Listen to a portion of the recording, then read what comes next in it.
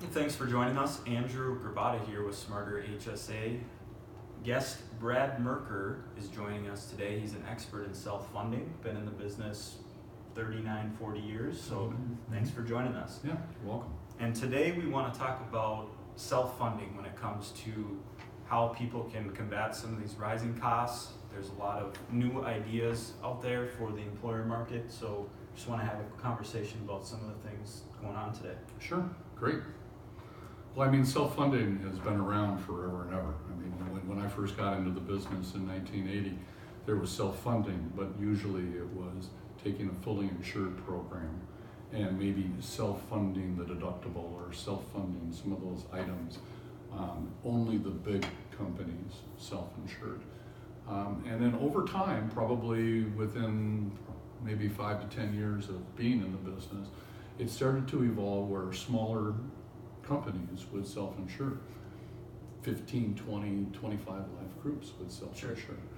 And in the beginning, a lot of these groups that were doing the self-funding were sort of out there. They were taking their chances and all those kind of things, but the stop loss at that point in time really was very much down low, so that the risk was very minimal for the employer group. Sure. By that I mean there's two components really within a self-insured product. There's the specific insurance, and then there's the aggregate insurance.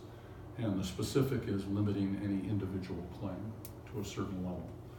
And then the aggregate is taking all the claims together and saying you have a cap, and if it goes over that, the insurance company will take the risk. Under that, you'll just fund on a weekly or a monthly basis. Sure. In the old days, I mean, you could get specific down to $7,500. You could get a spec down to $7,500 or $10,000 specs for pretty reasonable premium. But because claims have significantly increased, because we see pharmacy where you could have a $40,000 a month claim, you have cancers that are creating $200,000-$300,000, and it's just one after another, etc. Really, those caps, those spec limits have gone up. But it's a great product. I mean, self-insured, I think, is really for anybody. It just depends on how risk adverse you are. Sure.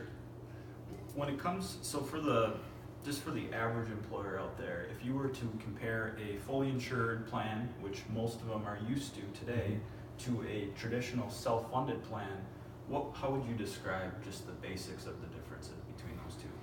Well, you know, fully insured is I pay my premium, and then the insurance company takes the risk. The upside is that if you're paying in a certain amount of premium, let's say $1 million, and you have $1 million, $1.5 million of claims, you win. It's on the insurance company. On the self-insured side, if you paid in $1 million and you only paid out $500,000, then it's a lose if you were fully insured. But on self-insured, that would be a win because in essence you kept the difference. The real difference between fully insured and self-insured is you save on taxes. So the only thing that's taxed in self-insured is the premium for the specific and the aggregate. Sure. Which is maybe 20-25% of the overall cost of the overall, the full rate. Whereas in fully insured, you're taxed on the total amount. Sure. So that is a savings. In self-insurance, you can redesign your plan according to ERISA rather than according to state mandates. They say state mandates probably cost between 10 and 15% of the total cost of a fully insured product. So in essence, you're saving that. What you don't see very often, though, is that in the market, when people are moving from fully insured to self-insured, you don't always see the employer group changing the benefits. And they have the opportunity to change the benefits. They have the opportunity to look at it and go, you know what, we're going to just carve out that 10% or whatever else because we don't need to do that now that we're fully insured. But a lot of them, they don't do it. And it's really savings that they're leaving on the table because they can design their plan the way that they really want to for their employees, for their corporate culture. And I think it makes a whole lot of sense to really analyze that and do do the due diligence to be able to design a plan that is appropriate for